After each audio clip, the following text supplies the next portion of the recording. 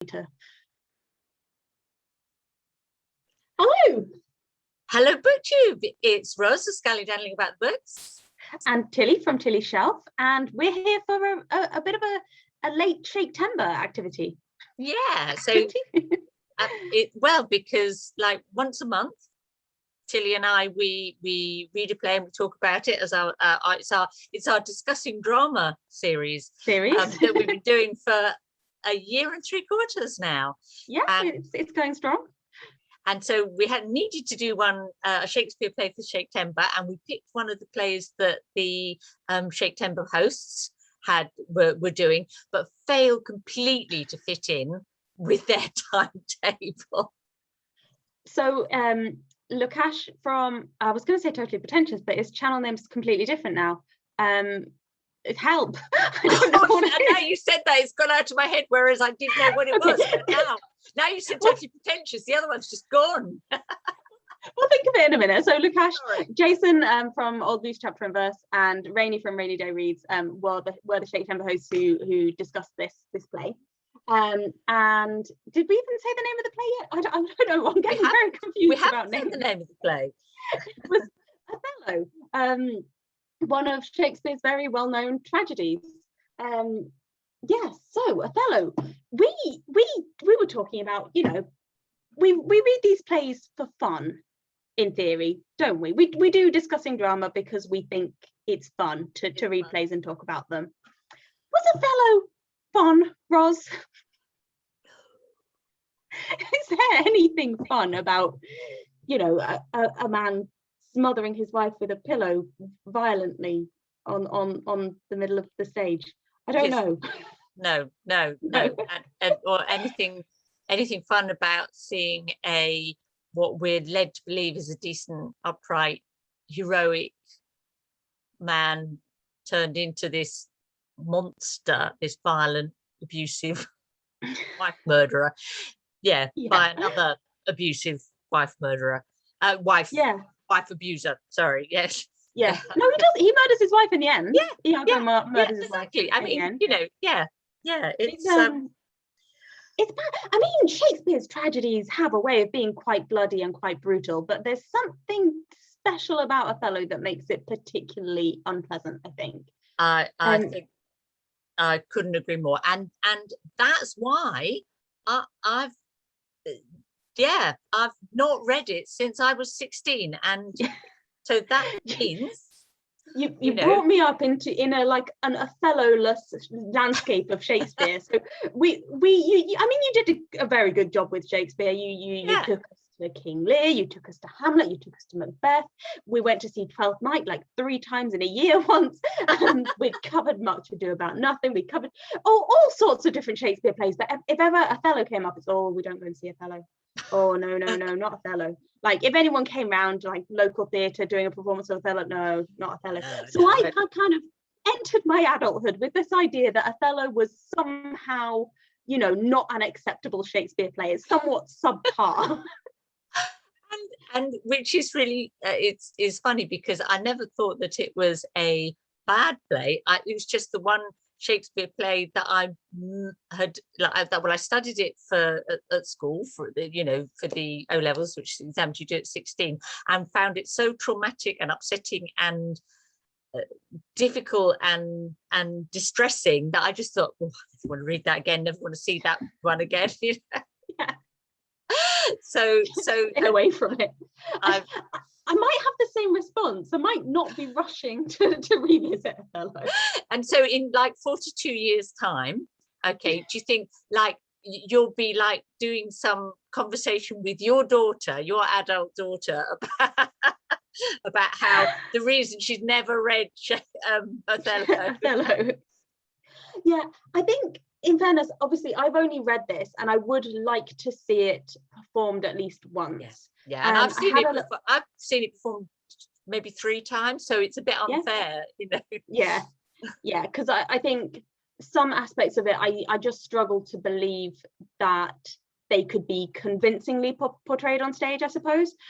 So I'd quite like to see like a good version of it. I watched a few trailers of different versions that are available.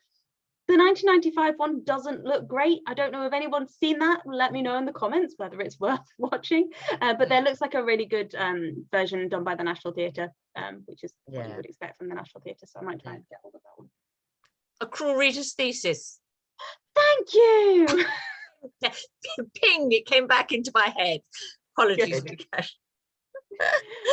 Oh, dear. So yes, but that doesn't mean to say that it doesn't have many of the strengths of a Shakespeare play, but there's some big issues and problems and with it. So let's do a bit of unpicking. Yeah. So I think just thinking of the Shaketember hosts, it sounded like Lukash and Jason both didn't rate this the highest of Shakespeare's tragedies, and I think I would have to agree. I think if you compare it to like Hamlet or Macbeth or King Lear, there's a lot more depth and a lot more grey areas, and you get a lot more of a sense of you kind of want things to work out for that lead, the what do you call it, the eponymous protagonist. Well, can you call it protagonist when they're going around murdering people? Like the lead role, you want it to work out for them, even if they have some definite mixed characteristics. Going on into Othello, there's kind of a bit of a turning point where, for me as a 21st century young woman, I didn't feel like there was any way back for him, and there wasn't any like grey area to the play. He was just being quite evil, led astray, you could say, but there's a point at which somebody's leading you into suspicions, and there's a point at which you're acting on those suspicions, and and whereas say with Hamlet, you might watching it, you can get very frustrated with his indecision, but you always feel with him and for him, I think. And bizarrely Macbeth, who's more murderous, but yet you can kind of, there's something about the Lady Macbeth relationship that means you're always engaged with them, aren't you? And I found, as in terms of one character egging on another character into evil, I find Lady Macbeth and Macbeth a lot more of a compelling duo, and I kind of really see the power that she has over Macbeth and the way that they work together to get the worst of each other. Whereas Iago and Othello, I kind of didn't have that level of faith in like why Othello is so blindly trusting of Iago. It just doesn't, it didn't quite follow. And I think, and one of the things that I thought to myself was, is it because we don't get to know Othello enough before this, everything happens? It's in quite a compressed sort of time frame, and we don't see that much of him before that. We see it's really like Iago is the main character. We see Iago and we understand, although we're horrified by, we understand his motivations and so on, whereas we never feel like I get inside Othello's head, if you know what I mean. So and then I was thinking, well, with King Lear you don't get much preamble either. You go straight into him making that appalling decision, with Cordelia and Regan and Goneril, but you really get inside his head after that, don't you? And I think as the play progresses with King Lear, he shows such vulnerability. His bad decisions kind of more shifted towards the beginning of the play, and towards the end you kind of see that repentance and the difficulty. Whereas Othello, the bad decisions kind of accumulate towards the end of the play, and although he kind of tries to voice some repentance or tries to rewrite his own history a little bit at the end, and saying, I was loved too well, or whatever it is that quote is, not wisely but too well, something like that. And the repentance, the 21st century woman's reaction to that is, oh, for goodness sake. No, you didn't. And I kind of like, from this perspective of the present day, I really hate that line and blame that line for the damage that it's kind of subsequently done through the generations, because it's one that you hear people kind of referencing to, in the idea of like crimes of passion and so on. Yes. It's just a really horrendous idea. Yes, he never sort of says, oh my goodness, I shouldn't have done this. He always thinks that it was perhaps a reasonable reaction to the belief that he had. Yes, that if your wife was unfaithful, it was reasonable to smother her.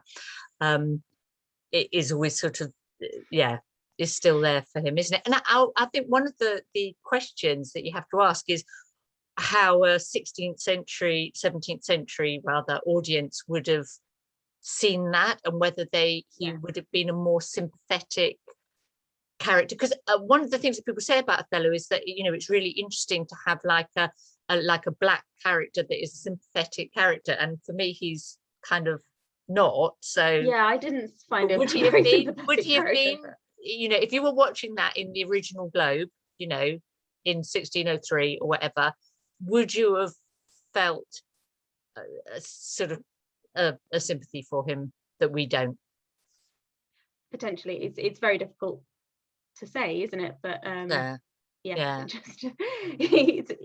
from the perspective of now, I just can't get out of my head because Iago is very convincing as the evil con man who you know, he's very, very clever in how he plays on him, and you know, I mean, that is what was brilliant about the play for me, you know, the Iago scenes, and when you see him like just drop something in, or you know, and like say something, and oh no, I didn't really say that, or I should have mentioned that, or you know, and he's sort of, and then you hear Othello later kind of repeating things back that he's sort of, that Iago was the sort of the poison that he's dripped into his ear, as it were, the kind of the master manipulator. Absolutely. So as that's the fascination of the play, I suppose, is watching Iago do his work.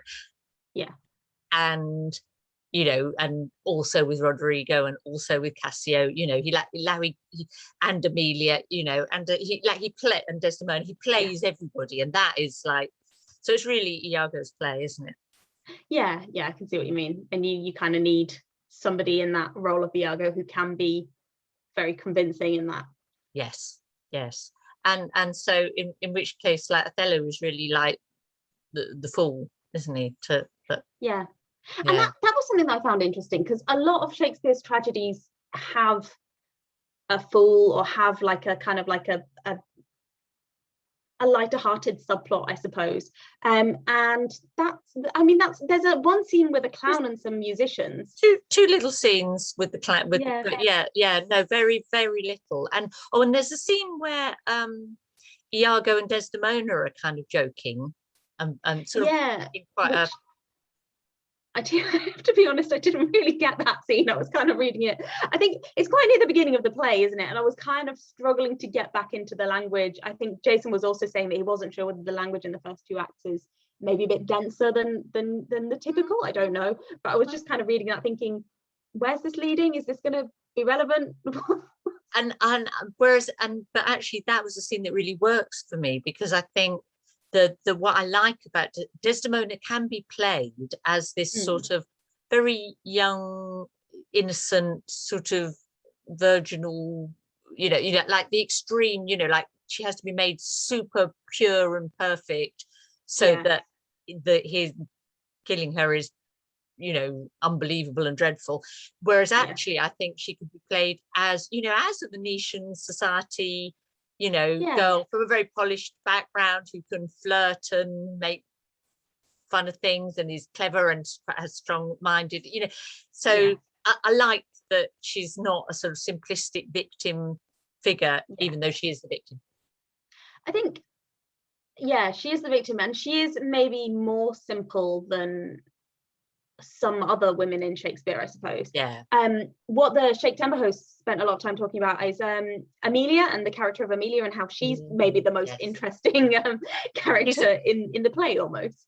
At first, when we first had this, the handkerchief, oh my goodness, let no man steal your handkerchief.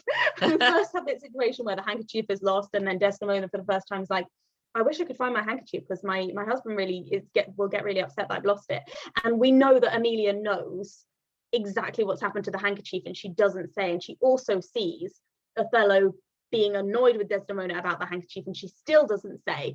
And I was really thinking of her as being very treacherous, and not supportive. But then at the same time, she does have that kind of conflicting loyalty there, where at this point she is loyal to her husband, and we don't know that anything has been bad in their relationship up to that point, although he's spoken quite unpleasantly to her. Well, I would say, and I read it differently, and I read her as someone who is that he is abusive towards her. Oh yeah, and maybe she's afraid of him, so she doesn't want to give away the fact about that. Yeah, and so which is why then at the end, when she does speak up, it feels really, really brave. And she does. Yeah. There's because I haven't got a paper copy, I can't find the line, but there's a line where she says about to Desdemona something about understanding when like husbands are violent towards us. That it's not literally those words, but there's a very strong clue that is what their relationship is like. And because he has accused, he thinks that she's been unfaithful and has been, I felt like it's almost like she has to bravely rise above being controlled by Iago. Yeah. I mean, if you look at how that makes sense. If you look at how he controls everybody else, obviously he's going to be like that in his marriage. True, or worse, in fact, because she's more. She's got less room to escape from him.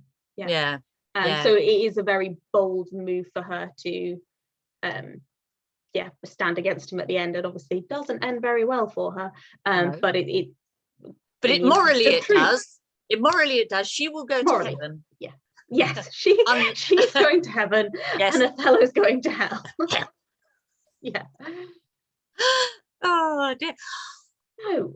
You said that you thought that the language was particularly dense, and I thought, having not read Othello for 42 years or whatever it is, like actually I was struck by how much of how many of the lines I remembered, like as I was reading it. Obviously I did study it when I was 14, 15, 16, whatever age it was, but I felt like I could have quoted whole, as I was reading them. It was like because I actually really love the language and how language is used to like in a way there's not that much. I mean, there is a lot of action, but it's all about the words and how people communicate, isn't it? And I think there were some fantastic lines. I think one of the problems I had was actually my edition. So this is the Everyman Othello Shakespeare from 1998, and it's kind of like, on one side you've got the text, and on one side you've got just hundreds and hundreds of notes that are supposed to support a student. And I got it in the charity shop because I just wanted to have a physical copy of it. It was so distracting. And then if you read something and you think, I'm not sure I've quite made sense of that, then you end up looking at the lines, and then you go through it, and then you think, actually, that makes even less sense. And it's just like, if you're a student trying to study Othello, I don't recommend trying to do it with notes alongside the text, because actually it doesn't help. And it was much better once I just decided to completely ignore all the notes and just go with the flow on the text, and and every now and then there will be a word that you don't understand or a turn of phrase you don't understand, but it doesn't matter. It's much better just go with it. And that's why it's always so much better with Shakespeare to see it performed than to read it, isn't it? And because the actor can just interpret it for you, and just soak it in. And I guess because I had seen performances of it, I've got that in my head, which you don't have. But it's one of those plays where it's the old joke, isn't it? It's like that, reading it, it's like, Shakespeare went and found this dictionary of quotations and stuck them all together in a play. There's like so many lines that be used elsewhere and used as titles as things, or get quoted, or and it's all the references. Just thinking about the fact that you've seen it performed a few times, and I've obviously never seen it performed. One of the things that the Shaketember hosts mentioned was that was like the question of whether it's more impactful to, or more dramatic or more brutal to see Desdemona being smothered than it would be to see her being stabbed, because people are getting stabbed all the time in Shakespeare plays, but her getting smothered is a fairly unique death. So I wanted to see what you thought about that kind of discussion. That's interesting. And actually in the performances, I said, like, very often there a lot of use is made of like the bed curtains to sort of, so you sort of see him bent over her, but you don't actually see, you know. But I think it is maybe part of the trying to make him a more sympathetic character, that it's like, or it doesn't for me, but you know, I don't want to somehow sully her beauty, or you know, it's like that, it's almost like it's a more respectful way of killing her. It's not, but you know, yeah, like in a way he's almost putting her to sleep in the bed. Like I think Jason was mentioning that the use of the pillow is very much like symbolism of rest and sleep and their shared sleep together, and the fact that she's had the bed made up with her marriage sheets. So all that symbolism, but and the curtains, it's like, is it hidden or not hidden, you know, because he closes the curtains, doesn't he? I think for me it was worse because it takes such a long time for her to die, and we've got him speaking as he's doing it, and there's one point where he says, he's saying things like, oh, I will be merciful, and I had this moment of like I knew what the ending was going to be, but I had this moment of hope that he might stop smothering her and like, or like, oh, she's not dead yet, and things like that, where you think, is he doubting himself, is he changing his mind? But no, he's not. He's just annoyed that she's not dying faster. Whereas it's almost more like, if you stab someone, they either die or they don't die, but it's oh, I don't know. No, if you don't stab them in the right place, they can bleed out for half an hour, couldn't they? Or no, this is true. I'm familiar with how that works, but it's more of like a direct hands-on, to the point thing, whereas this was really protracted and almost indecisive in a way, or I don't know how to phrase it correctly, but just the length of time and the opportunities that he had to step back. I guess what I mean is, if you stab someone, it's done, whether or not they die. So actually it increases the dramatic tension, because at any moment whilst he was doing it, he could have like stopped. That's exactly what I mean. Yeah, I'm with you. So more dramatic tension. Particularly with the words that he speaks about being merciful and things like, it gives you these moments of thinking, you know, which way is this going to go? I think the like, in terms of sort of dramatic tension, I think the thing that really struck me with reading it now is the number of times earlier in the play we get like the foreshadowing that, you know, people say things, you know, or you know, he might say something like, oh, and you know, and if I stop loving her, the world will be chaos. So there's lots of lines earlier on that are like kind of heavy dramatic irony, I suppose, and that I suppose an audience, Shakespeare's audience were sophisticated consumers of drama, and I'm thinking that like lots of them I picked up because I know what the ending is. Even if you didn't know what the ending is, I think the hints are there. The hints are there. You know, you've come past to a tragedy, and Are you saying that Shakespeare had quite a skillful use of foreshadowing? It's like, I feel like it's the kind of thing that he's quite known for, I guess. But it's very well executed here. Where he's particularly noticed that in this play, I think. Or people would say things where they didn't know that they later turn out to, you know. Things Amelia and said. Even the extent to which Othello is praised kind of shows you the direction that things are going to go for him. And one of the problems with the play for me, and I rate it very highly, even though it's not my favorite, is the time frame is quite compressed, and I think when you see that on stage, you kind of carried along with it. Was when you're reading it, you're slightly thinking, well, she hasn't had time to have. I was really thinking that, because they get married, then immediately they go to Cyprus, and immediately after they go to Cyprus, you know, Iago kicks up all of this situation, and you just think, how could she possibly have arranged this? Because he says, you know, she slept with Cassio 1,000 times. It's like, no, so, she can't have done. So yes, there's a certain sort of, I mean, it's dramatic license, I suppose, isn't there? But there's sort of almost like, you know, if you were to plot it on a timeline, it doesn't quite work. But that, you know, you get. Then that goes to show how much Othello has lost all sense of reason, I suppose. He doesn't even pause to think it through and think, how could this happen? He just immediately plunges in. And that is the interesting thing about his character, I suppose, that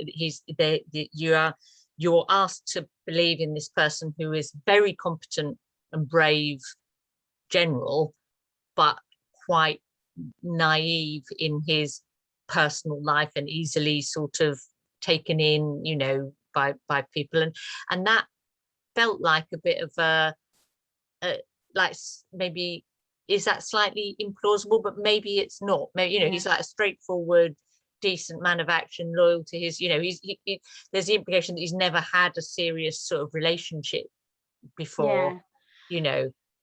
I'm just wondering whether he's potentially very insecure, because there's a lot of references, particularly early in the play, but also later in the play, to him being maybe a bit older, maybe a little bit past what's seen as his prime, and obviously there's a lot of mentions of his race that are quite often used negatively, and then there's quite a few mentions about his potential impotence, or that he might not be as, obviously maybe because he's not had previous relationships, but there's quite a few things that make it sound like he might not be, references to impotence basically in relation to Othello.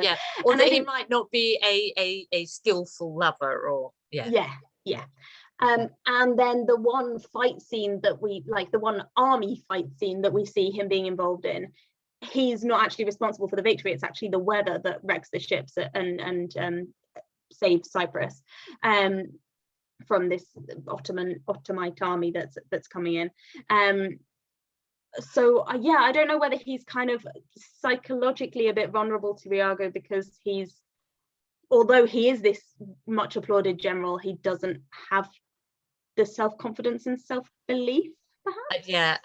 Well, I think, and two things. One, I think the fact that he was going expecting to do his thing, you know, and run this war, you know, and defend Cyprus, and then didn't have to, and it's almost like that although it makes his life easier, it doesn't really, because he didn't get a chance to, you know, do the thing that he's good at.